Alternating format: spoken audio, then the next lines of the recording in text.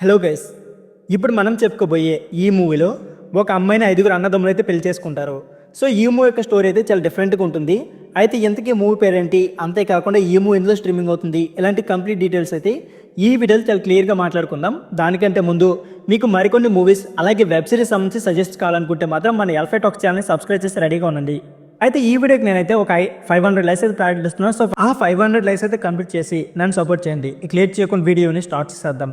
మనం చెప్పుకోబోయే ఈ మూవీ పేరు మాతృభూమి ఏ నేషన్ విత్ ఉమెన్. సో ఈ మూవీ అయితే ప్రెజెంట్ అమెజాన్ ప్రైమ్ వీడియో అయితే స్ట్రీమింగ్ అవుతుంది. సో ఈ మూవీ యొక్క స్టోరీ విషయానికి వెళ్తే, బీహార్లోని ఒక గ్రామంలో ఒక దంపతులకు ఆడపిల్ల అయితే పుడుతుంది. కొడుకు కోసం ఆశపడిన తల్లిదండ్రులు నిరాశతో ఆ శిశువును పాలతోటలో ముంచి చంపేస్తారు. అది కూడా బహిరంగంగా జరిగే ఒక వేడుకల ఆచారం అయితే కొనసాగుతూ ఉంటుంది. కొన్ని సంవత్సరాల తర్వాత ఆ గ్రామంలో స్త్రీలు లేకుండా పోతారు. కేవలం పురుషులు అలాగే కొద్దిమంది వృద్ధ మహిళలు మాత్రం మిగులుతారు. సో భార్యల కోసం తీవ్రంగా ఆరాటపడుతూ ఉంటారు.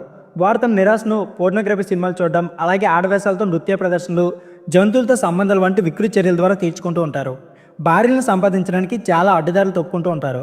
ఆ గ్రామంలో ధనవంతుడైన రామ్ చరణ్ అనే వ్యక్తి 5 కొడుకులు ఉంటారు. సో గ్రామానికి దూరంగా ఉన్న కలికి అనే అమ్మాయి గురించి తెలుసుకుంటారు. కలికి తండ్రి ఆమెను డబ్బుల కోసం రామ్ చరణ్కి అమ్మేస్తాడు. రామ్ చరణ్ ఆమెను తమ 5 కొడుకులకు భార్యగా పెళ్లి చేస్తారు. అయితే కలికి జీవితం దుర్భరంగా మారుతుంది. ఆమెను 5 సోదరులతో పాటు రామ్ చరణ్ కూడా లైంగికంగా వేధిస్తారు. ఆమె ఒక బానిసలో గొలుసులో బంధిస్తారు. ఇకపోతే గృహహింసకు గురవుతుంది.